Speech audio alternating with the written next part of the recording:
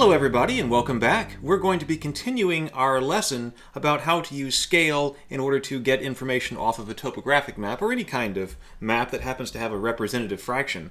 And in this lesson we're going to be talking about the determination of area. We did just linear distance in the last video. We'll be talking about area in this video. So on our activity sheet that we've been working down, I'm going to go down here to number 7. And it says, what is the area of the dashed rectangle in the northwest corner of the map near point B in square miles? So we are looking for square miles right here. So we're going to be looking for the area of this shape here.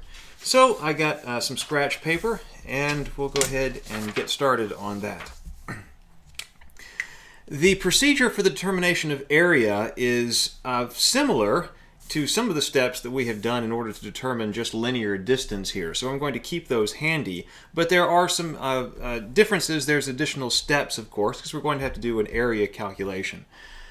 So we have a rectangle up here, and of course, in case you need to be reminded, the area is going to be equal to the length times the width. So obviously, in order to get the area of this rectangle or of a square, we're going to be multiplying length times width. So we're going to have to get both of those here. So the first thing I'm going to do, I think what I'll do is I'll just draw out, I'll just redraw the rectangle over here. Let's measure this rectangle. Because it asks us in square miles, we don't want to measure in the metric system, so we'll just measure in inches. So this side down here is 1.25 inches. So I'm just going to sketch the box over here so that I have it someplace to work. And I know that this side right here is 1.25 inches. And then let's take a look at the long side here. It is 3.5 inches.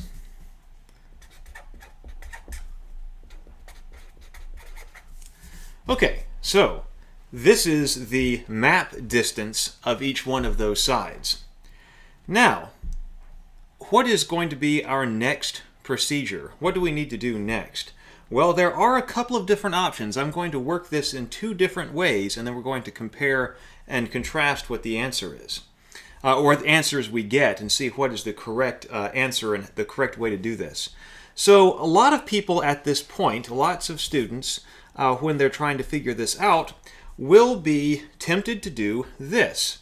Well, we know that area is length times width, so let's go ahead and come up with the area by multiplying these two together. So they'll get their calculator out,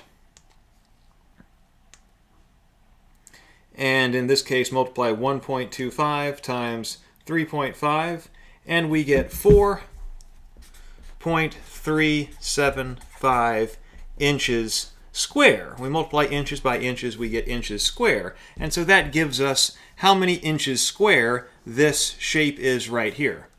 Well, now if we have this number right here, many students will then be tempted to go on and do this. Well, 4.375 inches square, because that's what that is. And let's multiply that by the representative fraction, which is 24,000. The denominator of the representative fraction. So times 24,000. And we get 105,000, and that unit continues through. We get square inches. Now at this point, students may do a couple of different things. Remember that we are talking about square inches here.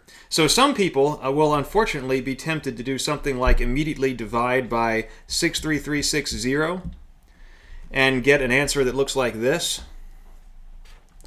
0.657 approximately, and they'll want to say miles square. But that's not correct. That is not correct for a couple of different reasons, but mainly right there what I did, while it is true that there are 63360 inches in a mile, it is not true that there are 63360 square inches in a square mile. Remember, there are a different number of square inches in a square mile than there are inches, linear inches in a linear mile. So, if we were to have a perfect square here that was 1 mile on this side,